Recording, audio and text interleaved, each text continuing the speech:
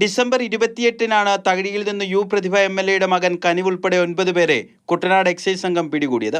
പൊതുസ്ഥലത്ത് കഞ്ചാവ് ഉപയോഗിച്ചതിനും 3 ഗ്രാം കൈവശം വെച്ചതിനും വിദ്യാർത്ഥികൾക്കെതിരെ കേസെടുത്തു. എല്ലാവരെയും ഉടൻ തന്നെ ജാമ്യത്തിൽ വിടുകയും ചെയ്തു. എന്നാൽ മാധ്യമങ്ങൾ കള്ളക്കഥയുണ്ടാക്കി വേട്ടയാടുന്നുവെന്ന് ആരോപിച്ച് MLA സമൂഹ മാധ്യമങ്ങളിൽ ലൈവുകൾ നൽകിയതോടെ വിവാദം കൊഴുത്തു. പിന്നാലെ മുഖ്യമന്ത്രിക്കും എക്സൈസ് മന്ത്രിക്കും യു പ്രതിഭ പരാതിയും നൽകി. തുടർന്ന് ആലപ്പുഴ അസിസ്റ്റന്റ് എക്സൈസ് കമ്മീഷണർ MLAയുടെയും CI ഉൾപ്പെടെയുള്ള എക്സൈസ് ഉദ്യോഗസ്ഥരുടെയും മൊഴിയെടുത്തു. കേസെടുത്തപ്പോൾ 2 വീഴ്ചകൾ ഉണ്ടായെന്നാണ് കണ്ടെത്തൽ. 1.